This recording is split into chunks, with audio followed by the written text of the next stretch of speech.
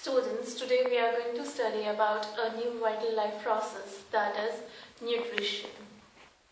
We all know that we do a varied purposes and we do various works in all our day-to-day life. A work needs to be done with the help of energy. So where do this energy come from?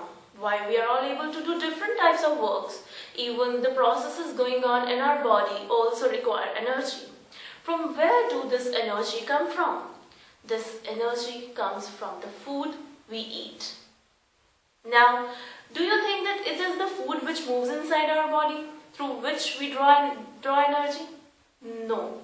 Our body takes in food, converts it into a liquid form and then sends it to the blood, and this is the blood which takes the nutrition to whole of the body. Today, I am going to discuss with you a topic which is human digestive system, through which you will learn that how our body digests the food, how the food is being transported to all the parts of the body and how it gets utilized. Now I'm going to connect you with a video which will help you more in order to understand the physiology of human digestion. Along with that, I'll explain you all the aspects of this video. The mode of human nutrition is holozoic type of nutrition. In this type of nutrition, there are 5 steps involved. The first is ingestion, the process of taking in of the food. The next is digestion, the process of digestion which takes place inside the alimentary canal. The next is the absorption, through which the food is transported to the blood. Next is the assimilation, the incorporation of the digested food into the cells. And last is the egestion, through which we get rid of the waste in our body. Now I'm going to show you the video. Primary functions of the digestive system. So this is our digestive system, and now I'm going to explain you. This is the digestive system. So now I'm going to explain you the oral cavity. As you can see, this is our oral cavity. This process is called as ingestion. When we take in food, the food is being chewed by the teeth, which cut it into pieces. And there are pairs of salivary glands in our mouth. 3 pairs of salivary glands are there, which force their secretion over the food, which becomes partially digested. Enzymes are released and they digest the food. Next is the pharynx and the esophagus. The food which is digested in the mouth goes straight to the esophagus. Here is the glottis. The glottis is being covered by the epiglottis during the time of swallowing the food, so that the food may not enter our pulmonary system. You can see that this is the pharynx, the food is going to enter the esophagus, and now the epiglottis will act like a shield and will cover the glottis.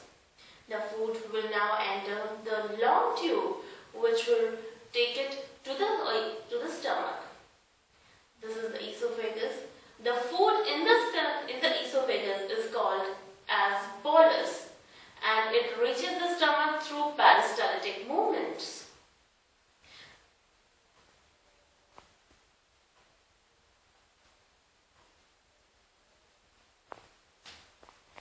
You can see the peristaltic movements are the movements of muscular portion of the esophagus.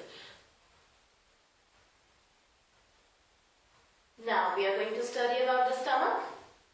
So stomach is a J-shaped organ. It's a muscular organ lying in the abdominal cavity. It has numerous projections, or you can see called as rugae on its surface. Internal side. The stomach, it releases the gastric juice, which is a combination of hydrochloric acid, mucus and enzymes, which will act on the food. Along with there is a partial digestion of food and partial churning of food through the muscular contractions of the stomach. The food changes to semi-liquid form, which is now called as chyme.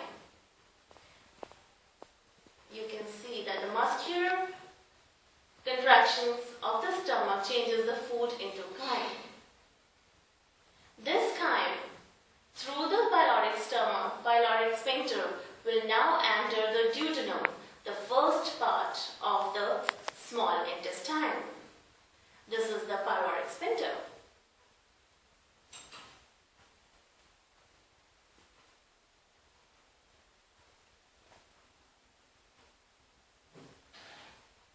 The food here in the duodenum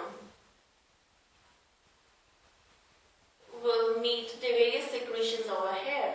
These are the three parts of the small intestine: duodenum, jejunum and ileum. In the duodenum, the food will meet with the secretions of the gallbladder from the liver and the pancreatic juice from the pancreas. This is the hepatopancreatic duct, which release the juice into the duodenum. The food is, you can see that it is going to the small intestine now, and the next part of the small intestine is jejunum.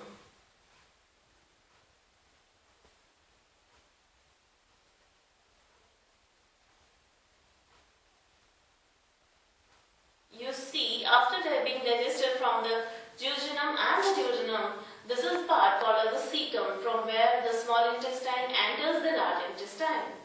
This is called as the cecum. This is the ascending colon, transverse colon, and this is the descending colon. The food travels down the whole of the large intestine. From the sigmoid colon, it comes to the rectum, where it is temporarily stored, and then it is ejected out from the anus. And through this process, the ejection of the feces from the anus is called as elimination or ejection. So now we have gone through the video of the physiology of human digestion. Hope you all have understand this video.